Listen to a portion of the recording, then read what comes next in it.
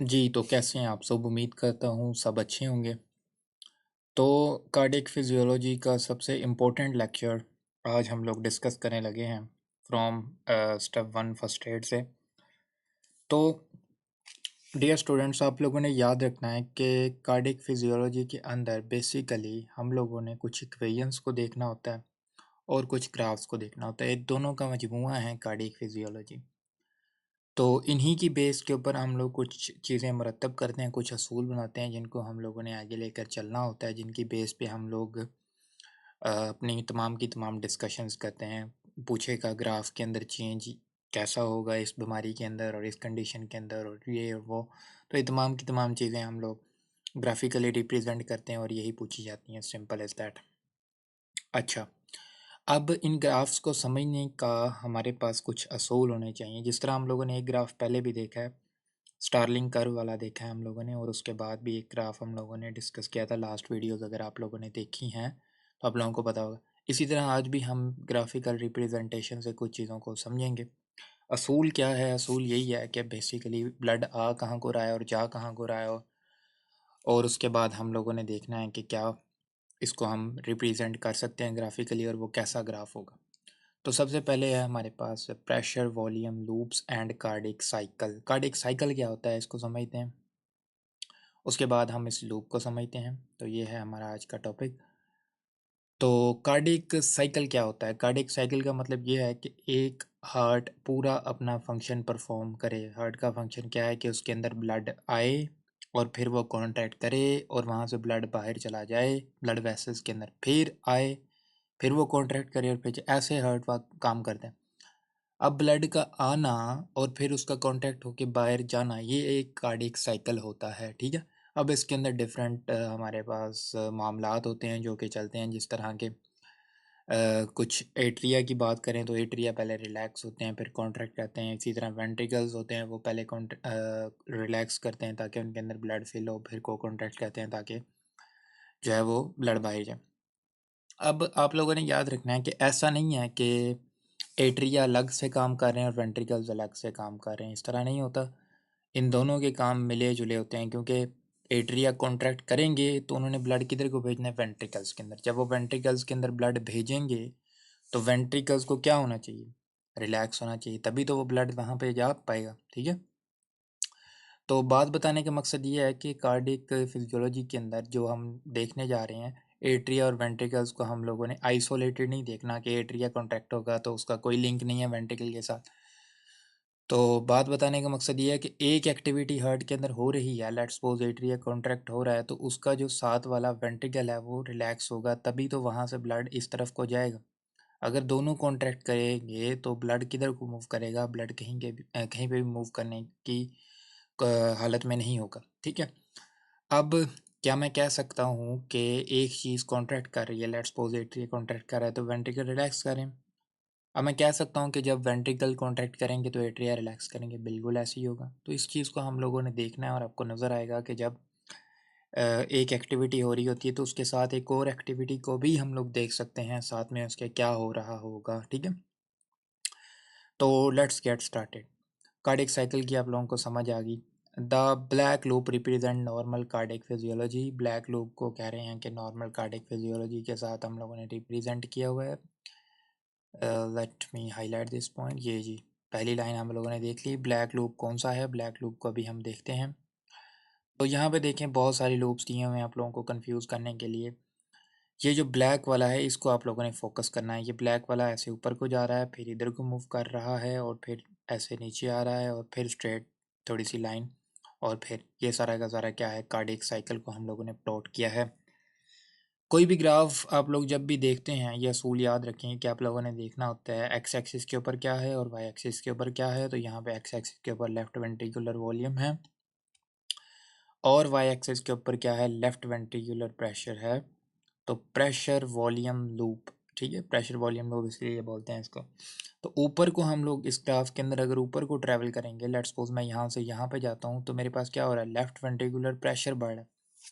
जब मैं इधर से इधर को मूव करूंगा तो क्या बढ़ेगा? वॉल्यूम बढ़ेगा। प्रेशर और वॉल्यूम में क्या फ़र्क है डियर स्टूडेंट्स? वॉल्यूम यानी कि ब्लड कितना है, प्रेशर के वो उसके अंदर कॉन्ट्रैक्टिलिटी कितनी है। आपको सिंपल अल्फाज में मैं अगर आपको समझाना चाहूँ, दोबारा से मैं बोलने लगा हूँ, वॉल्यूम इज इक्वल टू कितना ब्लड है उस एक चैम्बर के अंदर। कौन से चैम्बर की बात कर रहे हैं हम? लेफ्ट वेंट्रिकल की।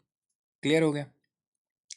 लेफ्ट वेंट्रिकल के अंदर कितना वॉल्यूम है, कितना ब्लड है, तो वो हम इधर को ड्रॉ करेंगे, और वो कितना कॉन्ट्रैक्ट हो रहा है या रिलैक्स हो रहा है, तो उस चीज़ को हम लोगों ने किधर रिप्रेजेंट करना है? यहाँ पर रिप्रेजेंट करना है। ऊपर की तरफ जाएंगे तो उसके अंदर कॉन्ट्रैक्टिलिटी आ रही होगी, जब नीचे की तरफ आएंगे तो वो रिलैक्स हो रहा होगा। बात क्लियर होगी?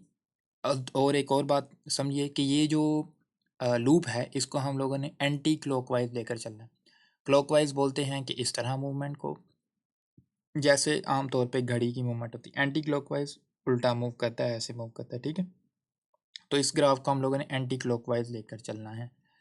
कहीं से भी आप स्टार्ट कर सकते हैं। आप लोगों ने मूवमेंट स्टार्ट कर दी एंटी क्लॉकवाइज, और आपको पता चल जाएगा किसी भी पॉइंट से आप स्टार्ट कर सकते हैं।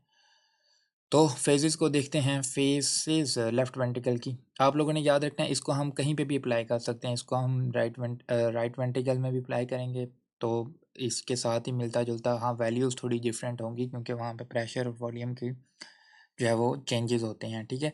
और एट्रिया के अंदर भी हम इसको अप्लाई कर सकते हैं, लेकिन यहाँ पे हम लोगों ने लेफ्ट वेंट्रिकल को देखा है क्योंकि ये हमारी बॉडी के अंदर ब्लड भेज रहा होता है, बहुत ज़्यादा इंपॉर्टेंट है।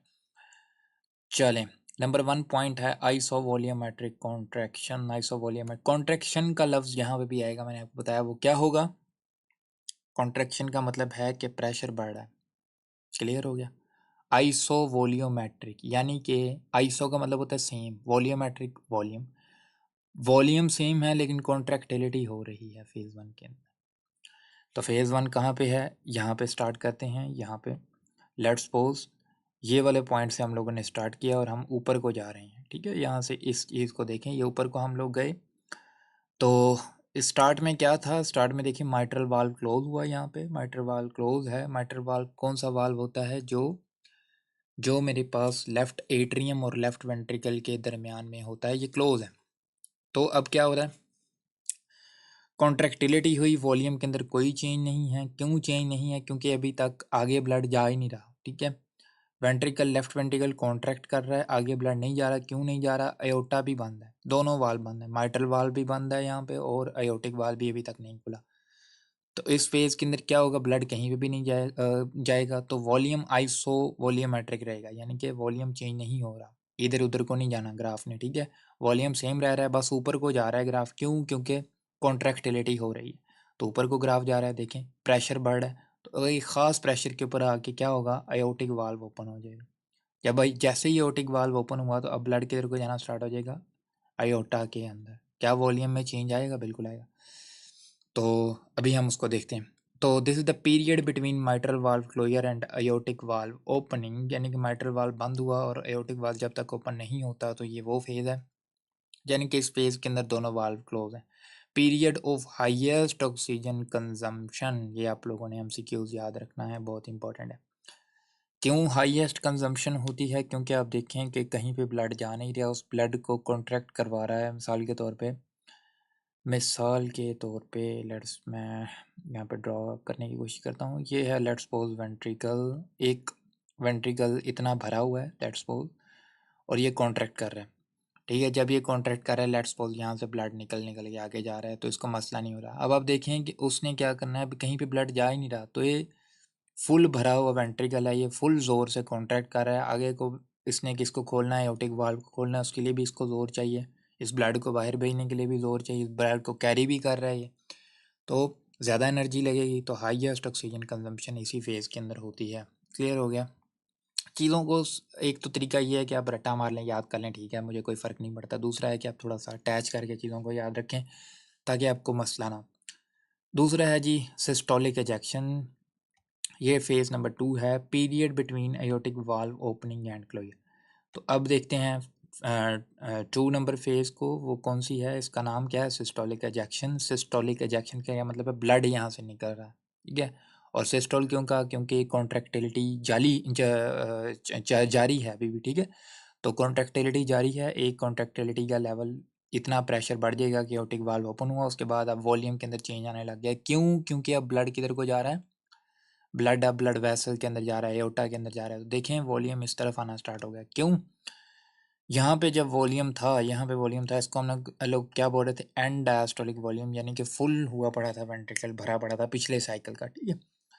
अब जैसे ही एओर्टिक वाल्व ओपन हुआ तो अब वॉल्यूम कम हो रहा है, तो ग्राफ किधर को मूव कर रहा है, इस साइड पे। तो लेफ्ट वेंट्रिकुलर वॉल्यूम हम इस साइड पे शो कर रहे हैं, तो इस तरफ जाएंगे तो लेफ्ट वेंट्रिकल के अंदर वॉल्यूम बढ़ेगा, मैक्सिमम कितना होगा, जिसको हम बोलते हैं एंड डायस्टोलिक वॉल्यूम। और वो अब कम होने लग गया है, कितना कम होगा, एक पॉइंट पे जिसको बोलते हैं एंड सिस्टोलिक वॉल्यूम, यानी कि सिस्टोल के बाद कितना बच गया, जितना ब्लड होगा वो निकलता जाएगा और जो बाकी रह जाएगा उसको बोलते हैं एंड सिस्टोलिक वॉल्यूम। पिछली वीडियोस के अंदर भी बताया था। ये जब फेज़ आएगी तो अब देखें कि अयोटिक वाल्व यहाँ पे आगे क्लोज हो जाएगा, ठीक है। अयोटिक वाल्व क्लोज हो गया, अब दोबारा से मेरे पास अब ब्लड कहीं पे भी नहीं जा रहा, ठीक है। वॉल्यूम में चेंज नहीं आएगा इसके बाद, ठीक है। अब अगली फेज़ को पढ़ते हैं, phase number 3, iso volumetric relaxation, ठीक है। सारा का सारा उसने ब्लड जितना निकालना था निकाल दिया, जो बाकी बच गया उसको हम लोगों ने बोला and systolic volume. Number 3 phase के अंदर क्या होगा, आइसो वॉल्यूमेट्रिक रिलैक्सेशन, यानी कि अयोटिक वाल्व क्लोज है, अभी तक माइट्रल वाल्व भी यहाँ वाला क्लोज ही है, जिससे ब्लड अब आना है एट्रियम से, तो वो भी क्लोज है, एयोटिक वाल्व भी क्लोज है। तो क्या होगा, आइसोवॉल्यूमेट्रिक रिलैक्सेशन होगी, यानी कि वॉल्यूम के अंदर चेंज नहीं आएगा, जितना ब्लड पड़ा हुआ है थोड़ा सा वो उतना ही रहेगा, अभी तक नया ब्लड नहीं आ रहा। वो कब आएगा, जब माइट्रल वाल्व ओपन होगा, तभी इधर से इधर को चेंज आएगा। तो क्या होगा, रिलैक्स तो हो रहा है, तो प्रेशर क्या होगा, कॉन्ट्रैक्टिलिटी अगर प्रेशर बढ़ाती है तो रिलैक्सेशन क्या करेगी, प्रेशर को कम करेगी। तो देखिए नीचे को ग्राफ आना स्टार्ट हो गया, प्रेशर कम हो रहा है। जब एक ख़ास हद तक प्रेशर कम होगा तो माइट्रल वाल्व ओपन हो जाएगा। यहाँ तक जैसे ही माइट्रल वाल्व ओपन होगा तो वॉल्यूम आ सकता है एट्रियम से, ठीक है। इसको बोलते हैं period between aortic valve closer and mitral valve opening, बिल्कुल ऐसे ही जैसे आइसोवॉल्यूमेट्रिक कॉन्ट्रैक्शन थी। अब तो ये हमारे पास ये वाली फेज़ होगी, 3 फेज़ होगी, क्लियर हो गया। जैसे ही माइट्रल वाल्व ओपन होगा तो अब हम लोगों ने अगली फ़ेज़ क्या हो सकती है, अगली फ़ेज़ ये है कि जल्दी से ब्लड ऊपर से नीचे आए और वेंट्रिकल फिल हो जाए, ठीक है। लेकिन हमने इस फ़ेज़ को 2 कैटेगरीज़ के अंदर डिवाइड कर दिया, फिलिंग की फ़ेज़ को हम लोगों ने 2 कैटेगरीज़ के अंदर डिवाइड कर दिया। एक को हम लोग बोलते हैं रैपिड फिलिंग, रैपिड फिलिंग के अंदर ज़ाहिर सी बात है ऊपर बहुत ज़्यादा ब्लड है तो जल्दी से ब्लड मैक्सिमम ब्लड नीचे आएगा, जिसको हम बोलते हैं rapid filling period just after mitral valve opening. तो ये इस 4 से डिनोटेड है। देखें कि वॉल्यूम अब चेंज हो रहा है, वॉल्यूम इधर से इधर को जा रहा है, यानी कि वॉल्यूम बढ़ रहा है लेफ्ट वेंट्रिकल के अंदर, ठीक है। और उसके बाद आता है reduce filling period just before the mitral valve closure, और फिर एक पीरियड आएगा जिसके अंदर माइट्रल वाल्व जो है वो क्लोज हो जाएगा। इससे इस तक जो है ना, इस फेज़ को हम लोगों ने एक और नाम दे दिया 5 नंबर, यानी कि 4 और 5 एक ही चीज़ है, लेकिन हम लोगों ने नाम दे दिया रैपिड फिलिंग, क्योंकि बहुत जल्दी जल्दी ब्लड यहाँ पे आ रहा होता है। क्यों दिया है, एक हार्ड साउंड हमें सुनाई देती है S3 यहाँ पे, तो उसके लिए हम लोगों ने इसको डिफाइन किया हुआ है। उसके बाद रिड्यूस फिलिंग, जब आराम आराम से ब्लड आता है, क्लियर हो गया। ओके, तो अब हम लोग देखते हैं कुछ चीज़ों को कि कैसे कैसे ये प्रेशर वॉल्यूम साइकिल जो है वो चेंज होगा। अगर आप लोगों ने देख लिया, चीज़ों को समझ आ गई, आप लोग इसको देख लें, आइसोवॉल्यूमेट्रिक कॉन्ट्रैक्शन क्या है और सिस्टोलिक इजेक्शन क्या है, आइसोवॉल्यूमेट्रिक रिलैक्सेशन क्या है, रैपिड फिलिंग क्या है और रिड्यूस फिलिंग क्या है। तो अगर आप लोगों को समझ आ गया, अब हम कुछ चीज़ों को डिफाइन करते हैं ताकि हमें मज़ीद समझ आए। And diastolic volume minus end systolic volume is equal two stroke volume, पढ़ा था, बिल्कुल पढ़ा था। तो यहाँ पे उसने लिखा हुआ है कि ये जो अ, हम लोग देखें width of pressure volume loop की विड्थ को जब मैं देखता हूँ तो वो किसके इक्वल होती है, स्ट्रोक वॉल्यूम के इक्वल होती है। क्लियर हो गया, तो ये आप लोगों ने याद रखना है। दूसरा, यहाँ पे कुछ फैक्टर्स दिए हुए हैं जिसकी वजह से मेरे पास वेरिएबल्स हैं जिनको हम लोग चेंज करेंगे तो ये प्रेशर वॉल्यूम लूप चेंज होगा। सबसे पहले कॉन्ट्रैक्टिलिटी को देखते हैं। कॉन्ट्रैक्टिलिटी को जब मैं बढ़ाता हूँ तो सिस्टोलिक वॉल्यूम बढ़ता है, इजेक्शन फ्रैक्शन बढ़ती है एंड सिस्टोलिक वॉल्यूम कम हो जाता है। कॉन्ट्रैक्टिलिटी बढ़ी यानी कि ज़्यादा ब्लड बाहर जाएगा, क्लियर। तो जब ज़्यादा ब्लड बाहर जाएगा तो एंड सिस्टोलिक वॉल्यूम क्या होगा, कम नहीं हो जाएगा, वो ग्राफ इधर को आ जाएगा। एंड सिस्टोलिक वॉल्यूम क्या था, कितना बच गया, अब ज़्यादा जा रहा है तो एंड सिस्टोलिक वॉल्यूम इधर को आ जाएगा, तो ये शिफ्ट हो गया इस तरफ को, ठीक है। तो इस पॉइंट के ऊपर आ गया। तो इसको अगर आप लोग देखना चाहें तो यहाँ पे पहले था, इस साइड पे दोबारा से आ गया, तो इजेक्शन फ्रैक्शन भी बढ़ गया एंड और स्ट्रोक वॉल्यूम भी बढ़ गया। तो अब ग्राफ जो बन रहा है वो बिल्कुल ऐसे बन रहा है, ये देखें, ये वाला ग्राफ बन रहा है। हुआ ये है कि सिंपली हम लोगों ने एंड सिस्टोलिक वॉल्यूम को इस साइड पे कर दिया, क्योंकि ज़्यादा ब्लड बाहर निकला, स्ट्रोक वॉल्यूम उसकी वजह से बढ़ गया, क्योंकि विड्थ बढ़ गई। देखें विड्थ बढ़ जाएगी, पहले यहाँ तक विड्थ थी, फिर यहाँ तक विड्थ हो जाएगी, तो stroke volume is equal to end diastolic volume minus end systolic volume, तो स्ट्रोक वॉल्यूम भी बढ़ जाएगा। इजेक्शन फ्रैक्शन बोलते हैं कितने % ब्लड निकला है तो वो भी बढ़ जाएगा, लेकिन स्ट्रोक वॉल्यूम जो होगा एंड सिस्टोलिक वॉल्यूम जो होगा वो कम हो जाएगा। ओके ये कॉन्ट्रैक्टिलिटी का इफेक्ट है जब हम कॉन्ट्रैक्टिलिटी को बढ़ाते हैं। अगर हम आफ्टर लोड को बढ़ाएंगे, afterload is equal to कितनी रेजिस्टेंस का सामना करना पड़ रहा है हार्ट को बाहर ब्लड भेजने के लिए, तो कैसे बढ़ा सकते हैं हम एओर्टिक प्रेशर को बढ़ा के। जब स्टेनोसिस वगैरह होती है तो let's suppose aortic valve opening जो है वो डिफ़िकल्ट हो गई। जब ओपनिंग डिफ़िकल्ट हो गई तो क्या ज़्यादा ब्लड निकलेगा? नहीं, स्ट्रोक वॉल्यूम कम हो जाएगा। तो एंड सिस्टोलिक वॉल्यूम क्या होगा? ज़्यादा ब्लड बाकी बच जाएगा, क्योंकि सारी एनर्जी तो एओर्टिक वाल्व खोलने में लग गई। तो देखें ग्राफ कुछ इस तरह डिज़ाइन होगा कि एंड सिस्टोलिक वॉल्यूम बढ़ गया, यहाँ से शिफ्ट होकर यहाँ पे आ गया। अब ये वाली ग्राफ को देखें तो ये शो कर रहा है एंड सिस्टोलिक वॉल्यूम बढ़ा हुआ है, और मेरे पास प्रेशर भी थोड़ा सा बढ़ाना पड़ा हमें, क्योंकि हमें क्या करना पड़ा है, एओर्टिक वाल्व को खोलने के लिए ज़्यादा प्रेशर लगाना पड़ा है, तो प्रेशर भी बढ़ गया। तो कुछ ग्राफ इस तरह का हमें दिखाई देगा, ठीक है। और स्ट्रोक वॉल्यूम क्या हुआ? स्ट्रोक वॉल्यूम कम हो गया, क्योंकि इसकी विड्थ जो है वो कम हो गई। आगे प्री लोड अगर मैं बढ़ाऊँ तो स्ट्रोक वॉल्यूम बढ़ जाएगा। प्री लोड बढ़ाने का मकसद क्या है? प्री लोड बढ़ाने का मतलब ये है कि ज़्यादा ब्लड आ रहा है हार्ट में, ठीक है। तो जब ब्लड आता है, कितना ब्लड कलेक्ट हो रहा है, उसको बोलते हैं एंड डायस्टोलिक वॉल्यूम। तो एंड डायस्टोलिक बढ़ाएंगे तो ग्राफ इस साइड पे शिफ्ट होगा और कुछ इस तरह का ग्राफ ड्रॉ होगा, तो फिर से स्ट्रोक वॉल्यूम बढ़ेगा इसके नतीजे में। क्लियर हो गया? तो ये तमाम की तमाम कंडीशंस हैं, इनको आप लोगों ने याद रखना है। कॉन्ट्रैक्टिलिटी बढ़ाने से क्या हो रहा है? ग्राफ इधर कुछ मूव हो रहा है, स्ट्रोक वॉल्यूम बढ़ रहा है, इजेक्शन फ्रैक्शन बढ़ी है, और एंड सिस्टोलिक वॉल्यूम कम हो रहा है। यहाँ पे बिल्कुल मैंने आपको समझा दिया सारी चीज़ें। इस तरह आफ्टर लोड का भी याद रखना है और प्री लोड का भी आप लोगों ने याद रखना है। तो आई होप आप लोगों को चीज़ें सेंस में कर रही होंगी, ठीक है। अब साथ में मैं थोड़ा सा हर्ट साउंड को भी यहाँ पे एडजस्ट करने की कोशिश करता हूँ। मेरी कोशिश थी कि अगले लेक्चर के अंदर बताऊँ, लेकिन मैं यहाँ पे इसको एडजस्ट करने की कोशिश करता हूँ। हर्ट साउंड की जब मैं बात करता हूँ तो आप लोगों ने याद रखना है कि कितनी किस्म के हर्ट साउंड होते हैं। 2 किस्म के, S1 और S2, S3 और S4 को भी आप लोग रहने दें। नॉर्मली कितने होते हैं? 2 होते हैं, S1 और S2। ये आप लोगों ने बेसिक कंसेप्ट याद रखना है। हर्ट साउंड प्रोड्यूस कब होते हैं? जब वाल्व बंद होते हैं, ठीक है। और वाल्व जो होते हैं वो जोड़े जोड़े की शक्ल में बंद होते हैं। कैसे? एट्रिया और वेंट्रिकल के दरमियान जो वाल्व हैं उनके नाम क्या हैं? लेफ्ट साइड पे माइट्रल वाल्व, राइट साइड पे ट्राइकस्पिड वाल्व। ये एक जोड़ा है। जब ये बंद होगा तो एक वॉइस प्रोड्यूस होगी। इसी तरह दूसरा जोड़ा क्या है? जो पल्मोनरी वाल्व है और एओर्टिक वाल्व है, ये भी एक जोड़ा है। तो जब ये बंद होंगे तो मेरे पास एक वॉइस प्रोड्यूस होगी, ठीक है, जिसको मैं S2 बोलता हूँ। और माइट्रल और ट्राइकस्पिड वाल्व जब बंद होंगे तो S1। याद रखिए, ये क्लोजर के ऊपर वॉइस प्रोड्यूस होगी, ना कि जब ओपन हो रहे होंगे। तो S1 कब प्रोड्यूस हो रही है? माइट्रल और ट्राइकस्पिड वाल्व के क्लोजर के ऊपर, loudest at the mitral area. Mitral area जब आगे आएगा मैं आपको बताऊंगा माइट्रल एरिया क्या होता है। ये हमारे पास जब हम हार्ट को देखते हैं तो उसका एक स्पेसिफिक, जब हम उसकी ऑस्कल्टेशन को देखेंगे तब मैं आपको इसके बारे में बताऊंगा, ठीक है।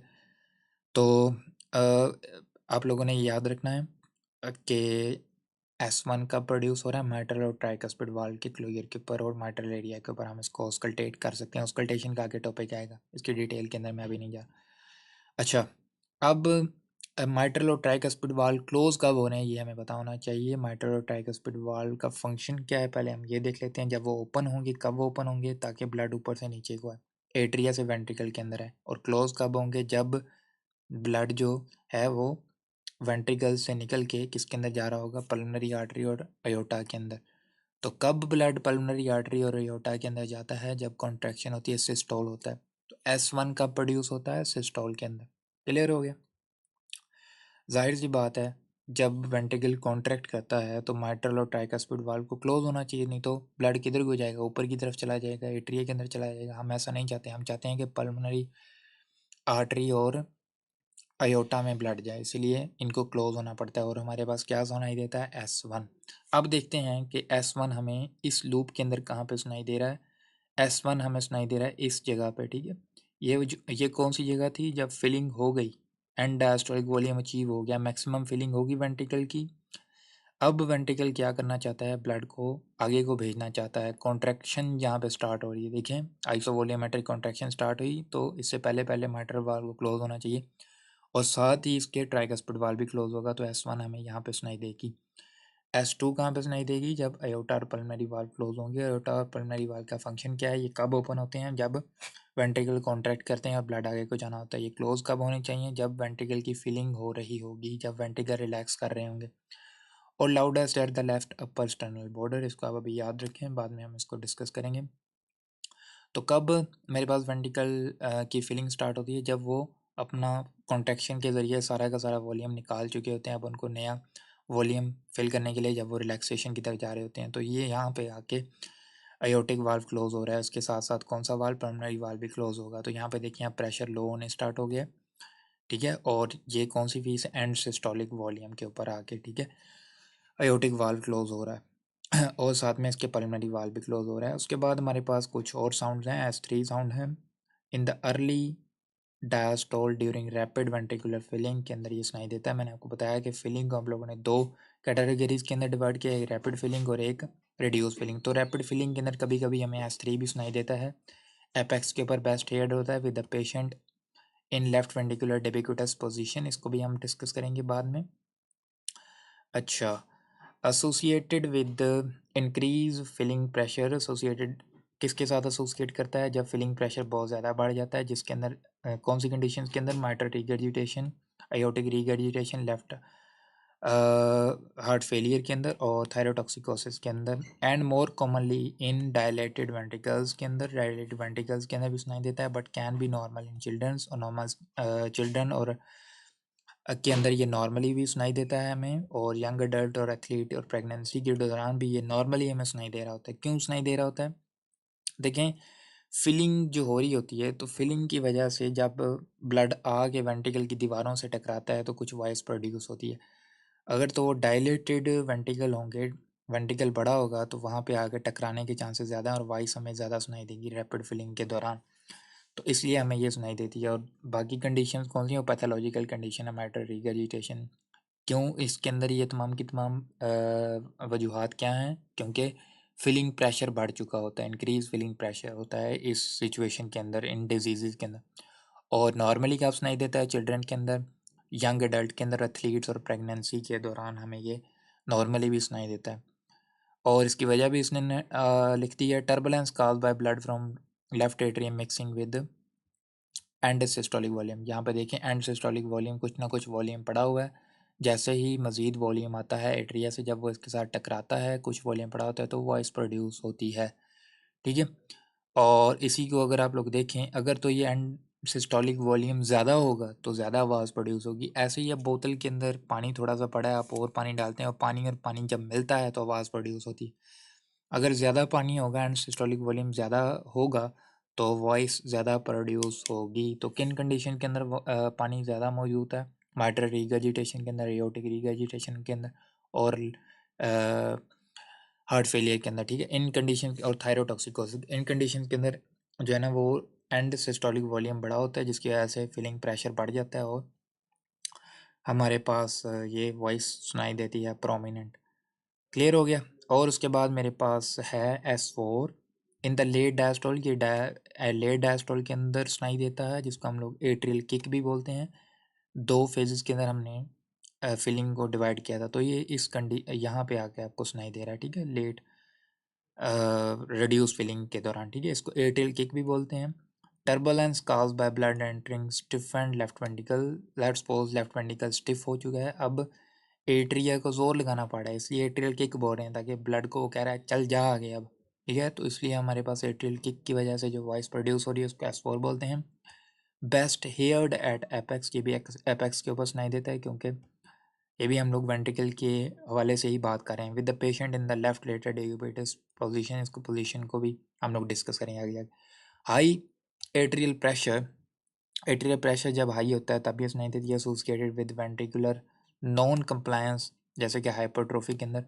कंप्लायंस के बारे में बताया था कि रिलैक्सेशन ऑफ द वेंट्रिकल, तो जब कंप्लायंस इसकी ख़त्म हो जाएगी वेंट्रिकल की, जिस तरह हाइपरट्रोफी के अंदर होता है, तब हमें ये वॉइस सुनाई देगी। एट्रिया को जोर लगाना पड़ा, एट्रियल किक प्रोड्यूस करनी पड़ी। कंसीडर एबनॉर्मल इफ़ पाल्पेबल, अगर तो ये पाल्पेबल होगा तो ये एबनॉर्मल कंसीडर किया जाएगा। Common in older patient, older patient के अंदर ये मसले मसाइल कॉमन होते हैं, हमें फ़िक्र करने की ज़रूरत नहीं है। ठीक है। S3 जो है वो ज़्यादा नॉर्मली हमें दिखाई देता है, चिल्ड्रन के अंदर भी दिखाई दे रहा है, एथलीट के अंदर भी दिखाई दे रहा है, प्रेगनेंसी के अंदर भी दिखाई दे रहा है। S4 जो है वो प्रॉब्लमेटिक होता है, ठीक है। कुछ ये कि कोई ओल्डर पेशेंट हो। तो S1 और S2 तो बिल्कुल नॉर्मल है, ये हमें सुनाई देते ही देते। तो आप लोगों ने ये तमाम की तमाम डिटेल को याद रखना है। आई होप आप लोगों को कुछ चीज़ें समझ में आई होंगी। बार बार वीडियो को देखें, मज़ीद चीज़ें आपको समझ आएंगी इसके बाद। जब आप एक दो चार बार इन चीज़ों को समझेंगे, देखेंगे, तब आपको ये चीज़ें असबर हो जाएंगी और आप लोगों को अभी ये अल्फाज नहीं लग रहे होंगे, लेकिन जैसे ही आप 3-4 बार सुनेंगे आप लोग यूज़ टू हो जाएंगे।